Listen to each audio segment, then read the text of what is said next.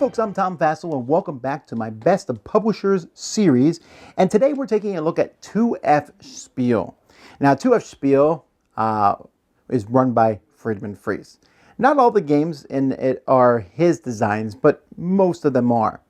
Honestly, there would be a couple designs on this list that I've played of his that are not released yet, but we'll let those go for now. Why is it 2F? Who knows? But almost all his games, especially in German, start with F somehow.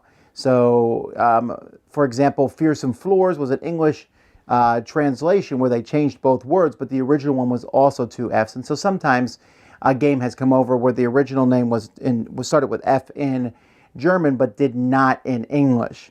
Friedemann Friese is well known at conventions because he has green hair. Green is a color that is heavily shown throughout 2F games, and many of these games have been picked up by Rio Grande, by Stronghold Games, and other companies. Now, I don't actually have a top 10 here for you. If I had to pick a 10, I guess I would say Copycat, but I didn't really like Copycat that much, so we're just going to start with number 9 here. My top 9 games from 2F-Spiele. Number 9 is Fast Flowing Forest Fellers. That's 4 Fs for you. Fast Flowing Forest Fellers is a racing game where you're racing down a river with logs and stuff like that. There's a lot of great racing games out there. This one is a solid one. Not amazing, not fantastic, but decent. That's why it's number 9. Number 8 is Monster Mauler. Now, this one is actually barely a game. And this one is a game that people have played as a party game before, where you have a piece of paper and you fold it, you draw the legs of someone, you give it to the next person, they draw the torso. Well, here you're doing the same thing. It's kind of like Pictionary, but I'm drawing half of a famous person, you're drawing the other half. And this kind of gave you, it was like a pad of paper to do so. Number 7 is 504. Now, I was not super hot on 504 when it came out, but I still thought it was okay, and it is a brilliant idea. 504 is called that way because in this game, you pick 3 modules out of 9, and that gives you 504 different ways to play the game. And they are quite different. I mean, I would say there's probably only 72 major differences. The rest are kind of window dressing, but still it's a lot. And they work. Now, some of them don't work that well. Some of them work better than others, and you probably want to go online and find the best combinations to play, but you still do get a lot of game in the box. Number 6 is Fresh Fish. This is a heavier economic game that he put together, getting fish from the market and maneuvering them on this board. Just a heavier style game. Got to be kind of in a thinky mood to want to play it, but that's Fresh Fish. The opposite of this heavy thing is number 5, and that's Fabled Fruit. Fabled Fruit is a game in which they use the new Fable system, and in this game you are going to be playing cards or buying cards from the board in various ways. You're trying to collect different fruit cards on the board, or potion cards, I guess, that you're making with the fruits that you have. And each game, some of those are going to disappear and new ones are going to come. And then in the next game, you kind of move into it. It wasn't super innovative, but it is kind of fun and frothy, and families like it a lot. Fabled Fruit. Number 4 is Felix Cat in the Sack. This one is a really cool little auction game in which you are trying to win different cards that are in this sack. The thing is, you don't know what all the cards are. They are slowly revealed over the course of the round exactly what's in that sack, and hopefully it's not one of the bad cards that gives you negative points. A pretty cool little game, Felix the Cat in a Sack. Number 3 is Power Grid Factory Manager. Now, this game is not really like Power Grid.